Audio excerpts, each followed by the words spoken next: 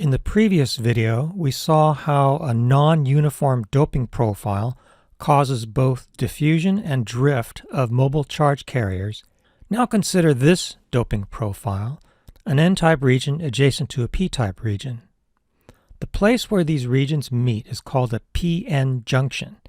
In this example, the arsenic concentration is twice the boron concentration.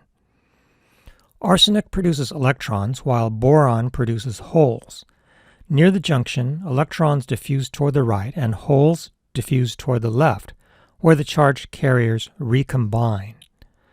At equilibrium, a region surrounding the junction is depleted of all mobile charges, called the depletion region. Outside of this region, the charge carriers match their respective dopant concentrations. Let's zoom out and look at the electrical characteristics.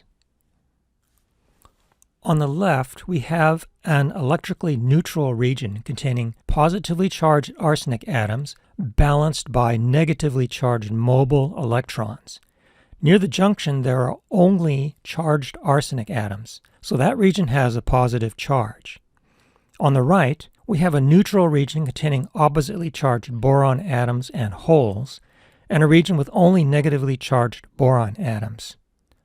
The charged regions produce an electric field which repels and holds back the electrons on the left and the holes on the right. Here is a graph of the net charge concentration as a function of x. The positively charged part, having twice as much dopant, is twice as strongly charged, whereas the negatively charged part is twice as wide. The total combined charge is 0.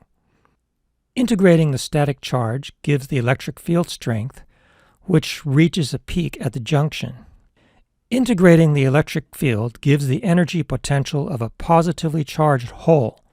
The right-hand edge is arbitrarily assigned 0 volts.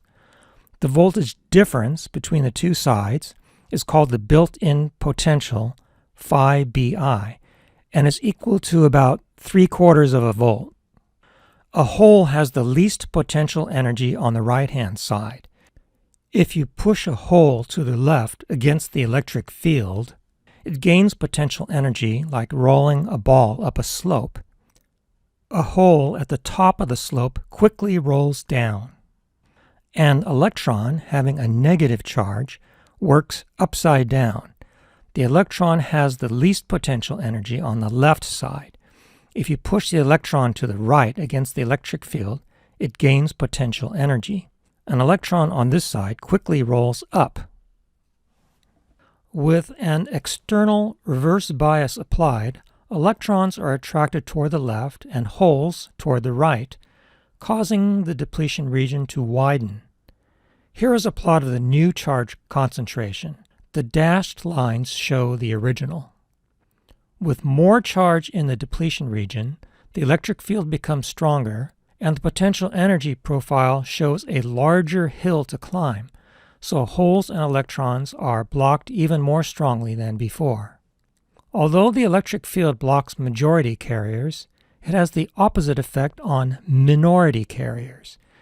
In the p-type region, mobile electrons created by thermal energy are minority carriers. An electron that reaches the edge of the depletion region is immediately swept across to the N region, where it becomes a majority carrier. Similarly, in the N region, a minority hole that reaches the depletion region is swept across to the P region. Holes swept right and electrons swept left both contribute to current flow toward the right. Because there are so few minority carriers, a reverse bias current is very small and usually negligible. Under forward bias, minority carriers become very important, as we will see in the next video.